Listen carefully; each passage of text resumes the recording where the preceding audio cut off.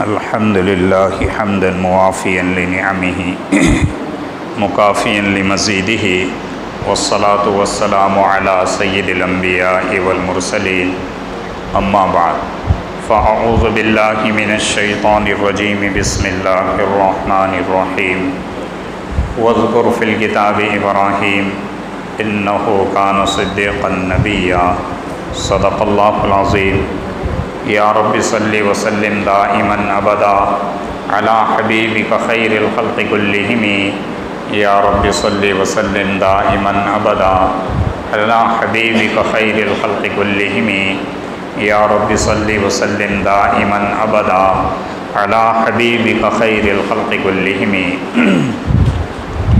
قابل صد احترام محترم و معزز بزرگوں دوستو، سیرت النبی المصطفیٰ صلی اللہ علیہ وسلم کی پچھلی اور تیسری نشست میں حضرت ابراہیم علیہ السلام، حضرت سارہ اور اس زمانے کا مصر کا ظالم بادشاہ فرعون سے متعلق بات آئی ہے۔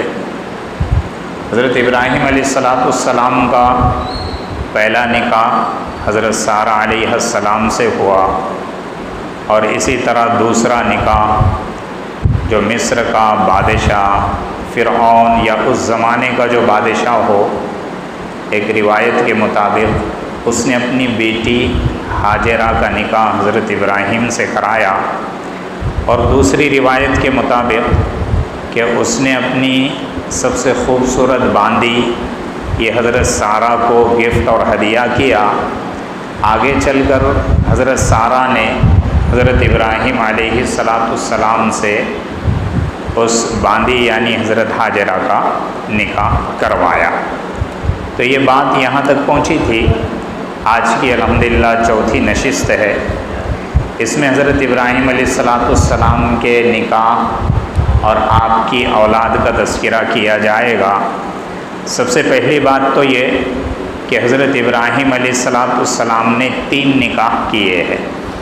سب سے پہلا نکاح حضرت سارہ علیہ السلام سے ہوا، جو آپ ہی کے خاندان کی پاک دامن عفیفہ عورت تھی، ان سے شروع میں کوئی اولاد نہیں تھی۔ پھر اس کے بعد دوسرا نکاح حضرت سارہ کے کہنے کے مطابق حضرت ہاجرہ علیہ السلام سے کیا، جو قبطی نسل مصر کی تھی۔ اسی طریقے سے تیسرا نکاح حضرت سارہ کے انتقال کے بعد ایک کنعانی عورت پاک دامن عفیفہ قطورہ نامی عورت سے کیا ہے۔ تو یہ 3 نکاح حضرت ابراہیم علیہ السلام نے کیے ہیں۔ ان تینوں عورتوں سے نسلیں چلی ہے۔ حضرت ابراہیم علیہ السلام کی اولاد کو 3 شاخوں میں تقسیم کیا جاتا ہے۔ سب سے پہلی شاخ بنی اسرائیل، دوسری شاخ بنی اسماعیل، اور تیسری شاخ بنی قطورہ ہے۔ اور بڑی عجیب بات ہے کہ پہلی جو 2 شاخیں ہیں بنی اسرائیل، ان میں ایک نسل میں 12 بیٹے آئے اور اس سے 12 قبیلے وجود میں آئے، اور بنی اسماعیل میں بھی آگے چل کے 12 بیٹے آئے اور عرب میں بھی 12 قبیلے وجود میں آئے، اور بنی قطورہ میں صرف 6 بیٹے آئے، اور پھر یہ اپنے اپنے اعتبار سے الگ الگ ملکوں میں پھیل گئے۔ بنی اسرائیل میں حضرت سارہ سے جو سب سے پہلے بیٹے پیدا ہوئے وہ حضرت اسحاق علیہ السلام پیدا ہوئے۔ پھر حضرت اسحاق علیہ السلام سے حضرت یعقوب علیہ السلام پیدا ہوئے۔ حضرت یعقوب علیہ السلام کو 12 بیٹے پیدا ہوئے۔ انہی 12 بیٹوں سے بنی اسرائیل کے 12 قبیلے وجود میں آئے۔ اس لیے بنی اسرائیل ان کو کہا جاتا ہے کیونکہ حضرت یعقوب علیہ السلام کا لقب یا دوسرا نام اسرائیل تھا۔ یہ عبرانی یا سریانی زبان کا لفظ ہے، اور اسرائیل کے معنی آتے عبداللہ۔ اسرا بندہ اور ایل اللہ، یعنی اللہ کا بندہ۔ تو حضرت یعقوب علیہ السلام کے جو 12 بیٹے تھے، اس میں ایک تو رویویل یا روبیل، دوسرا شمعون، تیسرا لاوا، چوتھا یہودا، پانچواں یشجر یا یشاکر، چھٹا ریالون یا زبولون، ساتویں حضرت یوسف علیہ السلام، آٹھویں بنیامین، نویں دان اور 10واں تفتالی، 11واں جاد اور 12واں اشیر۔ یہ 12 بیٹے ہیں۔ انہی میں بنی اسرائیل میں 3000 سال تک نبوت چلی۔ بنی اسرائیل میں 3000 سال تک نبوت چلی۔ آخری نبی حضرت عیسیٰ علیہ السلام تھے، اور بنی اسرائیل میں 1500 سال کا ایسا وقفہ گزرا کہ مسلسل 1500 سال تک ان میں نبوت چلی۔ 1 منٹ کے لیے بھی ختم نہیں ہوا نبوی سلسلہ، 1500 سال تک چلی۔ دوسری جو شاخ ہے بنی اسماعیل، حضرت حاجرہ سے حضرت اسماعیل علیہ السلام پیدا ہوئے۔ پھر حضرت اسماعیل علیہ السلام کی بنی جرہم میں قبیلے میں پہلا نکاح ہوا۔ حضرت ابراہیم نے پھر ملک شام سے مکہ کا سفر کیا، وہ آگے سیرت میں آئے گا۔ پہلی بیوی سے طلاق دینے کی بات کی، حضرت اسماعیل نے طلاق دے دی۔ پھر قبیلے بنی جرہم کے سردار کی بیٹی سے آپ نے نکاح فرمایا، مزاز بن عمرو کی بیٹی صاحبزادی، اس سے نکاح کرنے کے بعد پھر حضرت اسماعیل علیہ السلام کو 12 بیٹے پیدا ہوئے۔ ان میں سے پہلا نابت یا نیابوت ہے، دوسرا قیدار، تیسرا ادبائل، چوتھا مبشام، پانچواں مشما، چھٹا دوما، ساتواں میشا، آٹھواں حدد، نواں تیمار، 10واں یتور، 11واں نفیس، 12واں قیدمان۔ اور عجیب و غریب بات ہے کہ حضرت اسماعیل علیہ السلام کے ان 12 بیٹوں میں سے صرف 2 بیٹے نابت اور قیدار، ان دونوں کی نسل ہی عرب میں پھیلی، اور باقی جو 10 بیٹے تھے ان کی اولاد گمنامی کا شکار ہو گئی، ان کا کوئی عطا پتہ نہیں ہے۔ اسی طریقے سے حضرت ابراہیم علیہ السلام کی جو تیسری شاخ اولاد کی وہ بنی قطورہ کہلاتی ہے۔ تیسرا نکاح کنعانی عورت قطورہ نامی سے کیا، ان سے 6 بیٹے پیدا ہوئے۔ 6 بیٹے، ایک زمران، دوسرا یکشان، تیسرا مدان، چوتھا مدیان، پانچواں شبیاق اور چھٹا شوحا۔ ان بیٹوں میں مدیان اور مدین کی طرف ان کی نسل میں حضرت شعیب علیہ السلام پیدا ہوئے، جیسے قرآن کریم میں ذکر کیا گیا وَإِلَى مَدْيَنَ أَخَاهُمْ شُعَيْبًا۔